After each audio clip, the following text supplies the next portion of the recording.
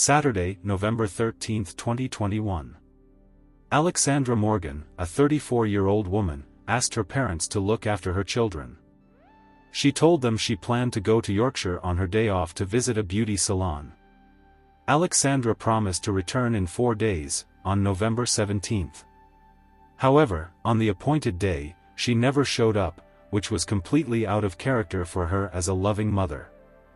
Aleksandra had always been very responsible when it came to her children, but this time she not only failed to arrive but was also completely unreachable. Her parents tried to call her but to no avail, so they went to the police and reported their daughter missing. The investigation began immediately. Law enforcement launched a search for the missing woman and her vehicle.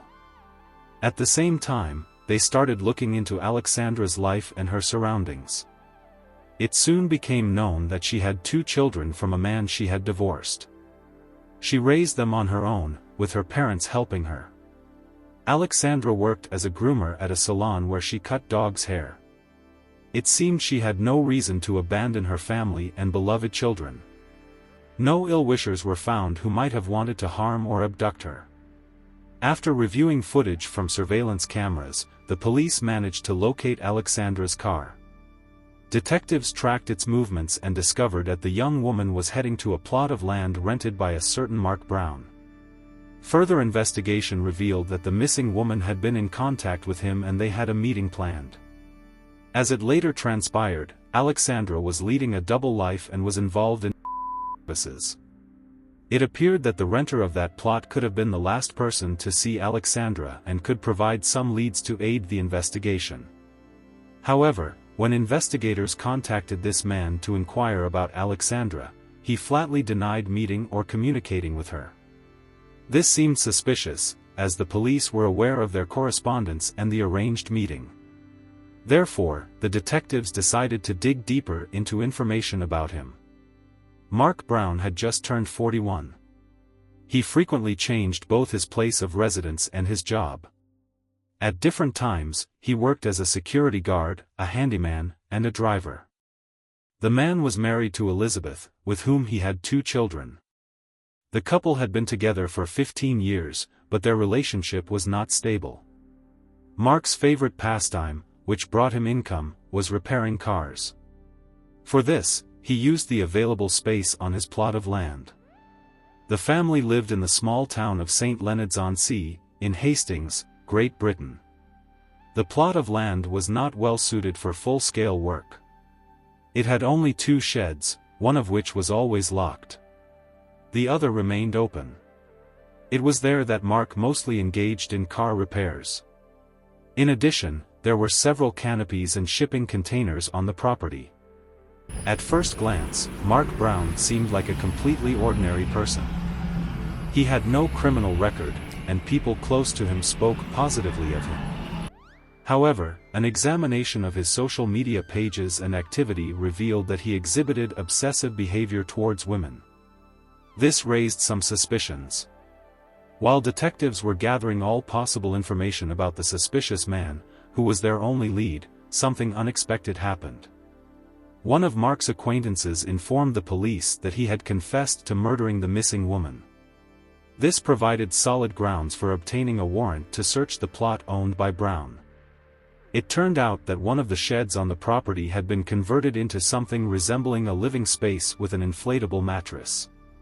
The man often spent the night there, separate from his family. The shed contained his clothes, bedding, and toiletries.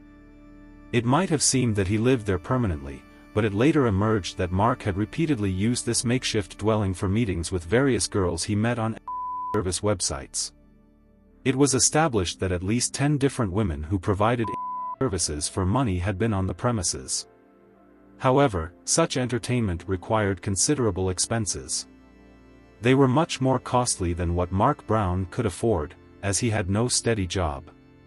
This information interested the investigators, and they tried to identify the sources of his funding. An in-depth study of the information about Mark Brown allowed the detectives to learn that he had received some money through inheritance. The sum was quite substantial and more than sufficient to afford such services, even without having a regular job. Interestingly, the suspect concealed the fact that he had received an inheritance from his family. He probably just didn't want to share the money with them. It was becoming increasingly evident that Mark was leading a double life. But could he have actually killed the missing young woman? Brown admitted that he was acquainted with Aleksandra but categorically denied any involvement in her abduction or murder. However, the police, having gathered enough information about his secret life, considered him a very likely suspect. They were confident they were on the right track, they just had to prove it, so the investigation continued. After analyzing Mark's computer, his phone, the GPS navigator of his car, and talking to his wife, the investigators were able to reconstruct almost the entire chain of events. It turned out that shortly before Aleksandra's disappearance, on June 2, 2021, Mark had found his former classmate online, whom he hadn't seen for about 20 years. Her name was Elizabeth Howard, and he started communicating with her. At first it was brief correspondence, then it evolved into 25-minute phone calls, and later they began communicating almost non-stop. In just one evening, they could send each other over 700 messages via Messenger. Mark confessed to his interlocutor that although he lived with Elizabeth, he was in love with another girl. He called her Leah and considered her his soulmate. The man resided in a shed on his own plot of land, either alone or with Leah, and rarely appeared at home. He also told his wife Elizabeth about the new romance, so she already thought he would soon move out. But that never happened.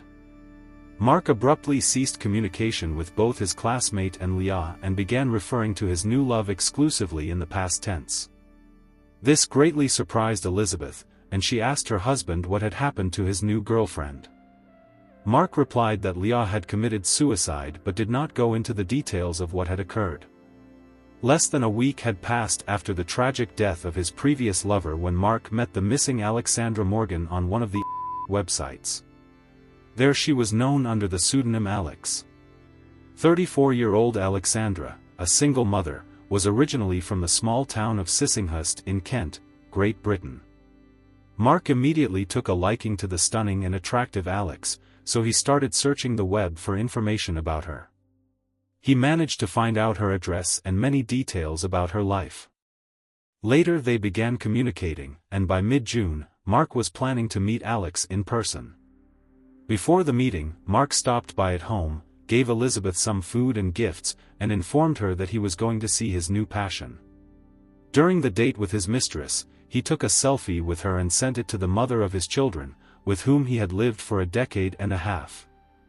Perhaps in this way, he sought to confirm his words about having another woman in his life and maybe even evoke jealousy. However, Elizabeth seemed not to be bothered by it at all. After that, Mark started sending Elizabeth cryptic messages. In one of them, he confessed that he had lost Leah. Then he vaguely hinted that something similar might happen again.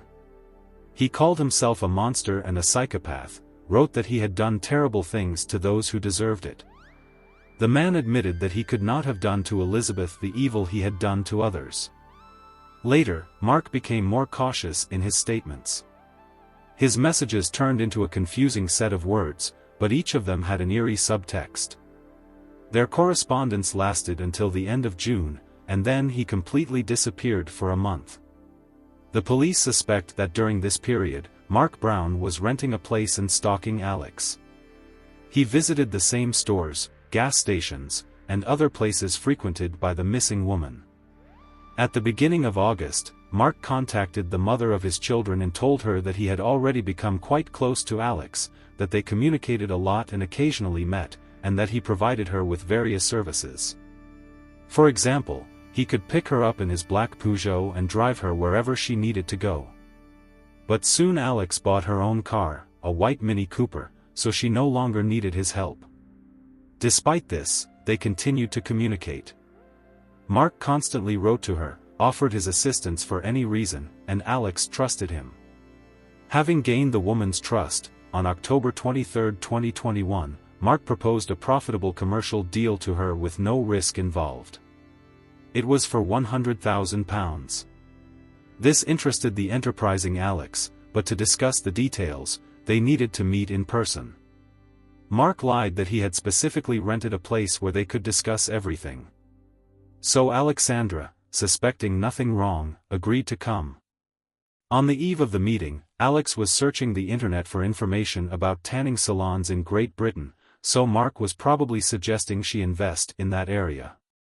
On November 13, 2021, Aleksandra Morgan asked her parents to look after her children. That day she went to meet her friend Mark Brown to discuss his business proposal.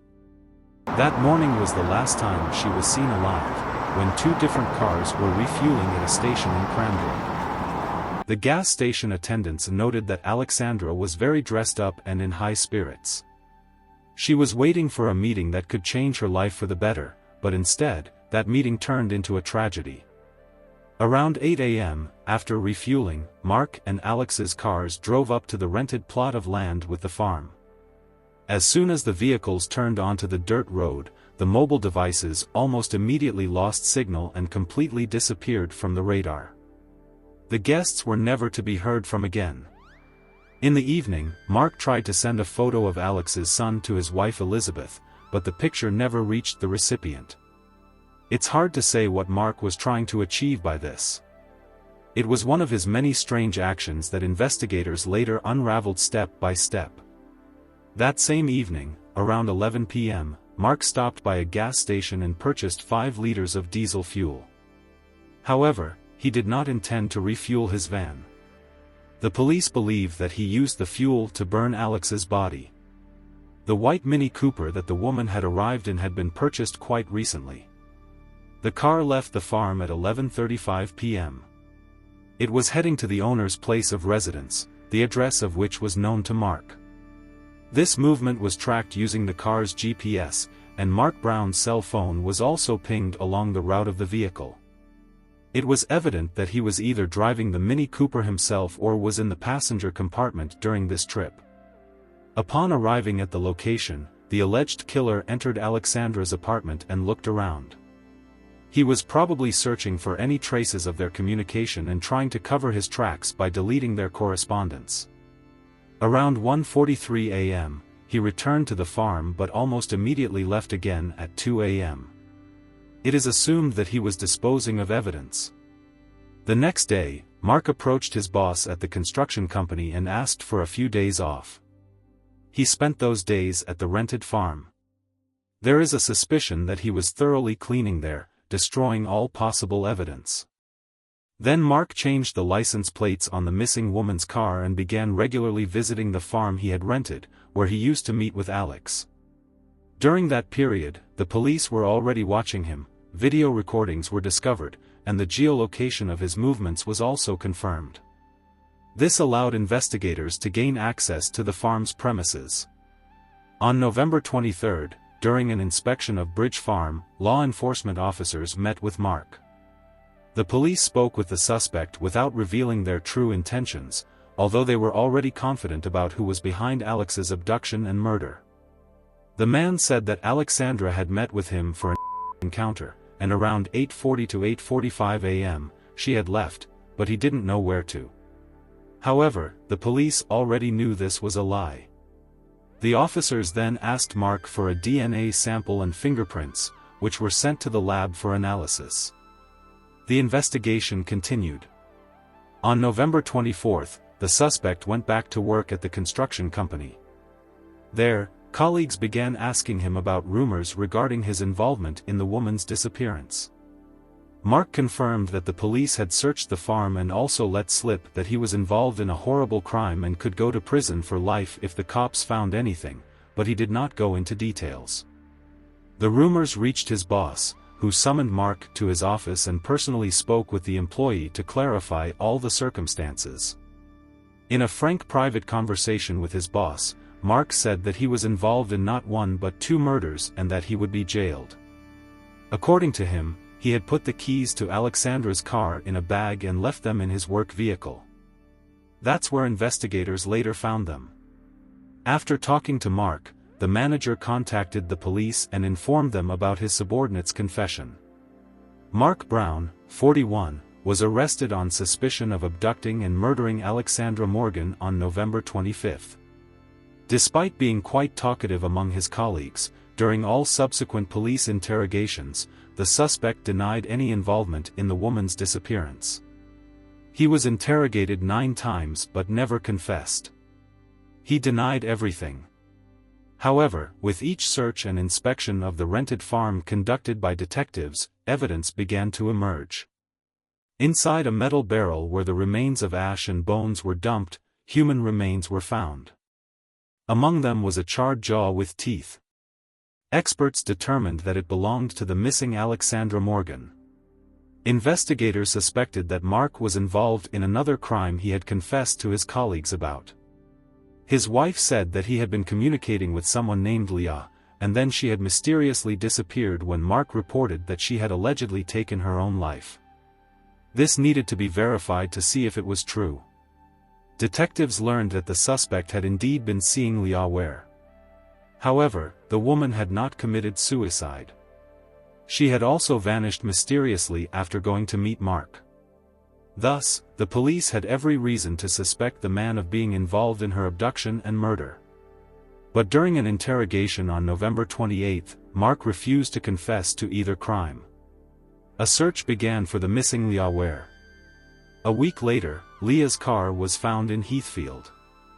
The suspect's DNA was discovered inside. The police already had sufficient grounds to bring the criminal to justice. But the detectives continued to gather evidence. During a search of Mark's van, some medication was found. It was a specific that neither he himself nor his relatives could use. At this stage, it was discovered that the drug had been prescribed to Leah. Until then, she had not figured in this investigation, and the investigators didn't even know who she was.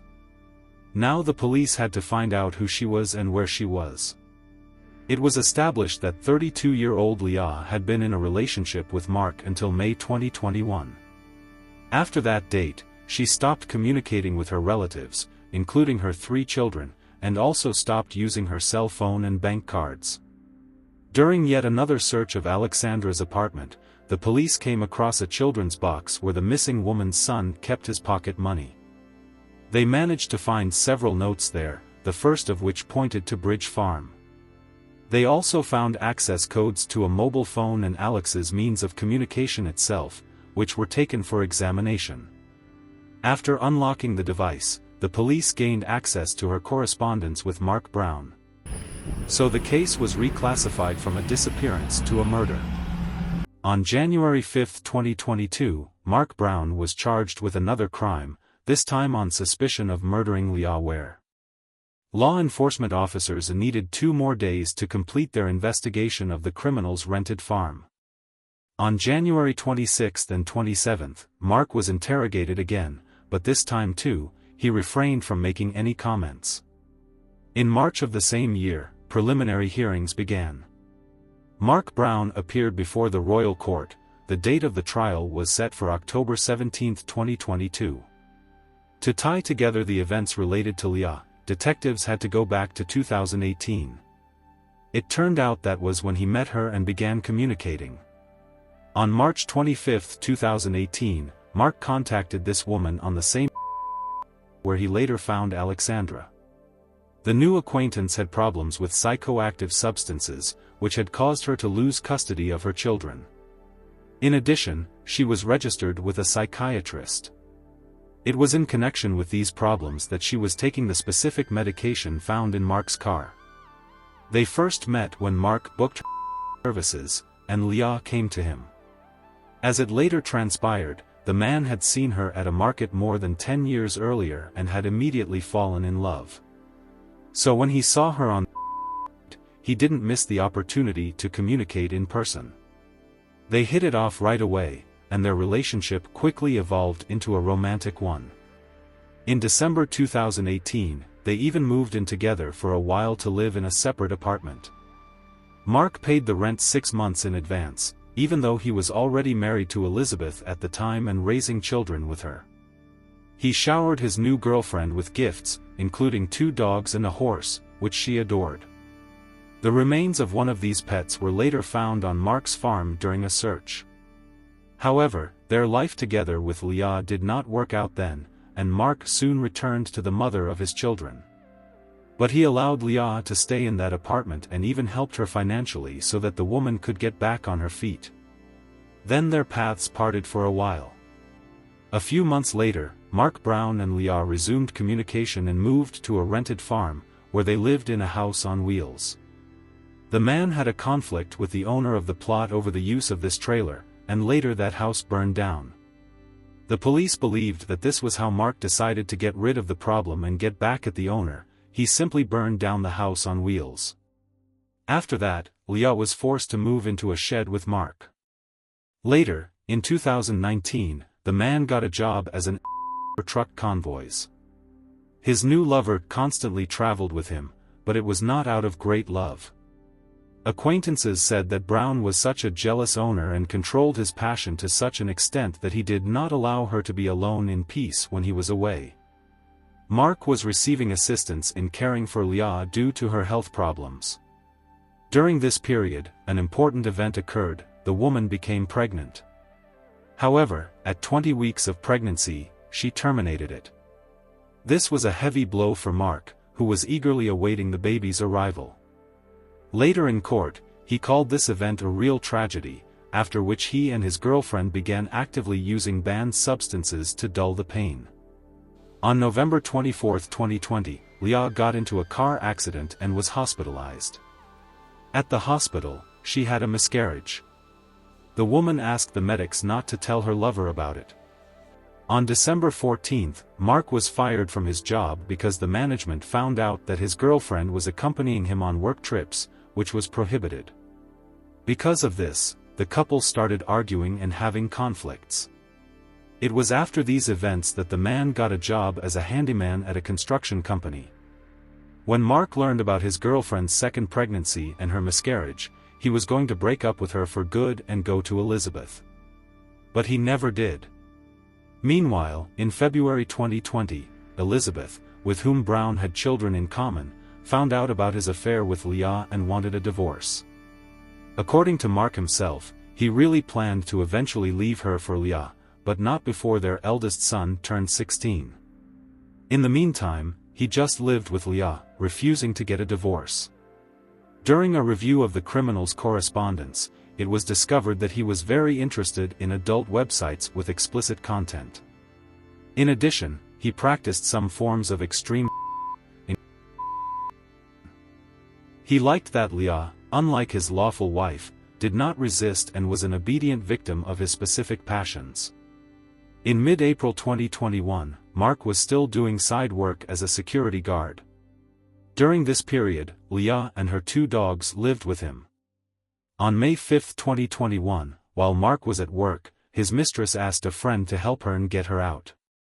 Arriving at the scene, the friend was shocked by the conditions in which Leah lived. She was locked in a shed with a barn lock, which he could not open.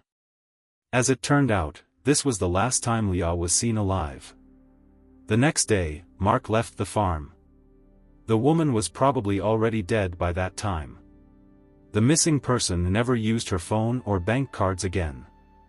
Mark took one of her dogs to his sister and gave away her things, so there was every reason to believe that Leah was no longer alive. Only a month had passed since Leah's disappearance, and Mark was already searching for a new partner on the and he found Aleksandra Morgan. Oddly enough, even weeks after Leah's disappearance, her alleged killer continued to receive the assistance assigned to her. In court, the defendant claimed that Leah was still alive, and he had not laid a finger on her, but that she had simply dumped him and left. Mark did not confess to what he had done to Aleksandra Morgan either. The man insisted that she had come to the farm to provide him with as they had agreed. But as the woman was approaching the house, she accidentally slipped and fell. Aleksandra hit her head, and she began bleeding profusely. She died. Mark said it looked horrible. He panicked, so he did not report it to the police but simply got rid of the body. But he maintained that it was an accident. At the trial, the prosecutor emphasized that both cases of murdering the women were very similar. Mark had met them on the same. First, he gained their trust and then took their lives. In December 2022, Mark Brown was found guilty of abducting and murdering the two women. The trial lasted 6 weeks. As a result, he was sentenced to 2 life terms with the possibility of parole after 49 years of imprisonment. The time that Mark had already spent in custody at that point was counted by the court. To this day, the man behind bars insists that Leah is alive, and he knows this for a fact, although she has never been found. Thank you for watching this story. Write your thoughts about it in the comments. Don't miss the future videos, subscribe and like the channel. Take care of yourself and people you love.